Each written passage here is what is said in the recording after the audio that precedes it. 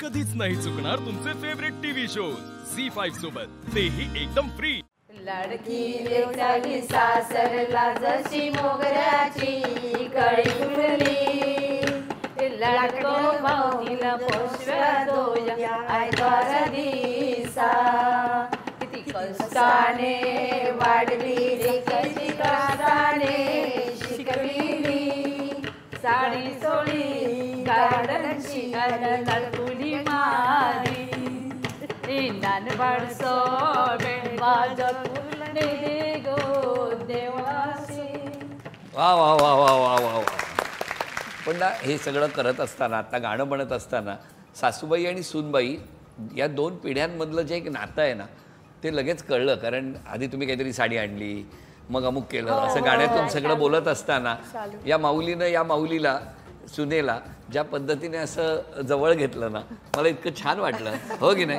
घरी घेत नाहीत पण इथे तरी तुमच्या लग्नाला किती वर्ष झाली? 7 महिने होतील आता। 7 महिने म्हणून ते जवळ घेणार। तुमच्या लग्नाला 6 वर्ष झाली। कळलं, म्हणून त्याने नाही हात लावला। आणि तुमच्या 3 वर्ष। बघितलं, 7 महिने म्हणून कौतुक आहे। पण मला सांगा, तुमचं लग्न जमलं कसं?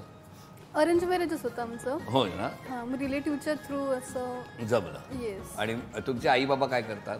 म्हणजे बाबा नाही आहेत, आई आहे, सर्व्हिस करत होती, आता घरीच असते। पण माहेरी किती जणांचं कुटुंब तुमचं? माहेरी माझी मम्मी होती आणि मोठी बहीण होती, तिचं आता लग्न झालेलं आहे। तिचं पण लग्न झालेलं झालं, आहे। म्हणजे बालपण कष्टात गेलं। हां, थोडक्यात सांगितलं तर हां, खडतर गेलं बालपण खरं। सासूबाईंच्या डोळ्यात पाणी आलं एकदम तुमचं बालपण विचारताना। काय झालं आई? त्यांचे पप्पा काही आजारी होते, पण मी त्यांना ओळखतच शाळेतलं ना।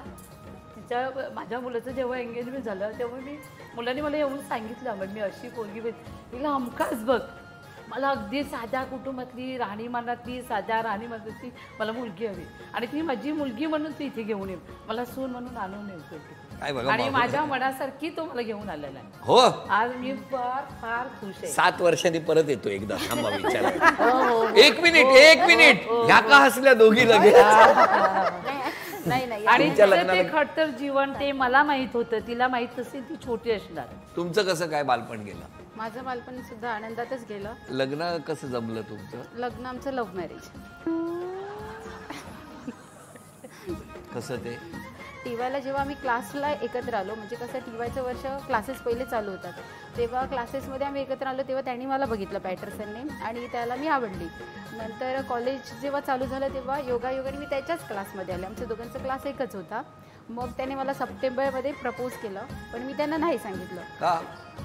कारण माझे पप्पा स्ट्रिक्ट होते, तसंच टीवायचं वर्ष म्हणजे मेन वर्ष आहे, महत्त्वाचं आहे। मग ते महत्त्वाचं वर्ष महत्त्वाचंच गेलं। महत्त्वाचंच गेलं।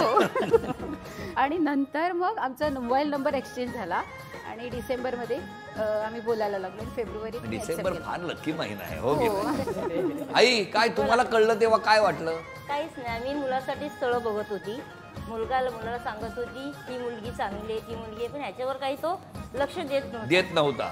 आणि त्याने बघून त्यांनी मला सांगितलं की मम्मी तू मुलीला शोधते, स्थळ शोधते, करून माझ्या एका मुलीवर प्रेम आहे, असं सांगितलं तुम्हाला? घाबरत सांगितलं।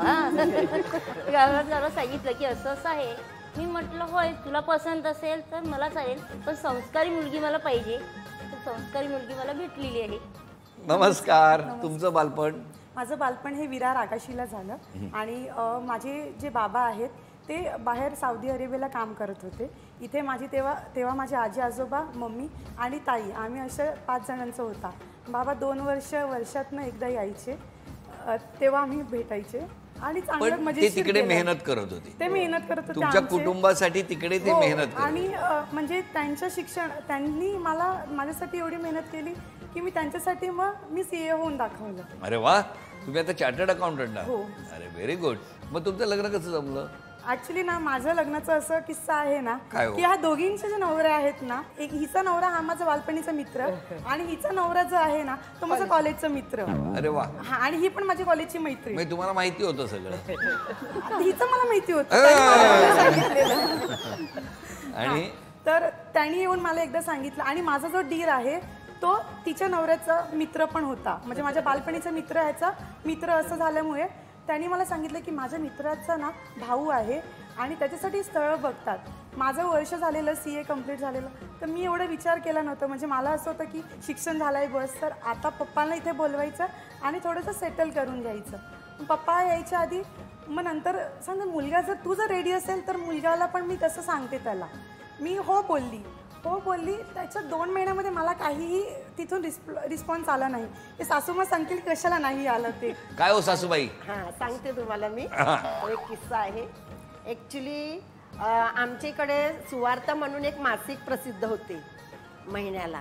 तर त्या मासिक अंकामध्ये हिचा CA झाल्यानंतरचा फोटो होता आणि तो फोटो पाहिला तेव्हाच मला ही मुलगी आवडली. म्हणून मी ते मासिक जपून ठेवलं माझ्याकडे 2018 मध्ये. आता रद्दीत दिला असेल. नाही, ऐका पण.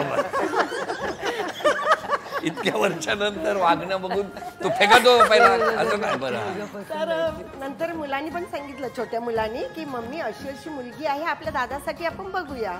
तर म्हटलं ठीक आहे, पण काय माहिती का, ही मुलगी एवढ्या जरा लांब आहे. ती विरार आगाशी, आपण नानबाटचे. तर त्या दोघी बहिणीच आहेत, तर तिला भाऊ नाही आहे. तर ती येईल की नाही आपल्या एवढ्या लांब माहिती नाही. म्हणून मी दुर्लक्ष केलं. म्हणून ती सांगते की मला 2 महिन्यापर्यंत हे आलं नाही, प्रतिसाद मिळाला नाही. किती वर्ष झाली लग्नाला? 3 वर्ष झाली आणि 4 वर्ष. समजा घरात छोट्याशा गोष्टीवरून काय झालं तर आई मुलाची बाजू घेते की सुनेची? मुलाची. That's all my Lord. तुमच्याकडे मुलाची बाजू की तुमची? नाही, माझी बाजू घेतली जाते. विचारायची हालतच आहे म्हणजे. तुमच्याकडे 7 महिना. हा, सासूबाईंनी स्वभावात बदल करायचा असेल तर कुठला केला पाहिजे? माझी ऑनलाईन शॉपिंग जेव्हा येते तेव्हा जो चेहरा होतो, डिलिव्हरीवाला पार्सल जेव्हा घेऊन येतो तेव्हा आईची बडबड चालू होते, ती बंद व्हायला पाहिजे. अच्छा, म्हणजे ज्या वेळेला तुमचं ऑनलाईन शॉपिंगचं पार्सल येतं तेव्हा ते अरे वा छान असं घ्यायला पाहिजे, हो ना? तुमच्या सासूबाईंनी? त्यांना पटकन राग येतो, म्हणजे असं मनाला लागते. तर कुठली गोष्ट अशी घरामध्ये फॅमिलीमध्ये मजेशीर घेतली असेल तर त्यांना म्हणजे कसं आम्ही टार्गेट करतो. म्हणजे आम्ही नाही, माझे कळलं कोण ते? आम्ही नाही बोलता बोलता आलं. पण ते त्यांना असं म्हणजे मस्करीत घेतात, पण त्यांना मग कधी कधी मनाला लागून जातं. तर तसं नको, मनाला लागून मजेशीर. मुलाची साईड न घेता माझी. सासूबाईंचं काहीतरी बिनसलंय हे तुम्हाला त्यांच्या चेहऱ्यावरून कळतं, बोलण्यावरून कळतं का आपटण्यावरून? त्यांच्या बोलण्यावरून कळून जातं, कारण ते शिक्षिका होता त्यामुळे ते कडक आहेत. म्हणजे असं आता जर सांगायला गेलं ना तर आता भाजी करायची असेल तर ह्या भाजीला कांदा ह्या प्रकारेच कापायला पाहिजे, दुसऱ्या भाजीला असंच कापला पाहिजे. पण मला प्रश्न आहे सासूबाईंना. सासूबाई, कांदा हा कांदाच असतो बरोबर? तो एकदा त्या काही टोपात टाकला किंवा काय पातेल्यात टाकला का नंतर तो कळत नाही ना कसा कापला होता. खरं म्हणजे ना ती आधी स्वयंपाक करत होती की माहिती नाही, पण माझ्या घरी येऊनच शिकली सगळं. त्यामुळे मी तिला शिकवण्यासाठी म्हणजे असं कांद्याचे वेगवेगळे प्रकार कटिंग म्हणजे असं सगळं सांगत असते. सुरुवात कांद्यापासून झाली की बरी असते, हो की नाही? अश्रू आले तरी समजणार नाही. लोकांना वाटतं कांदा कापते. झी5 ॲप डाउनलोड करा आणि पहा सर्व एपिसोड्स एकदम फ्री.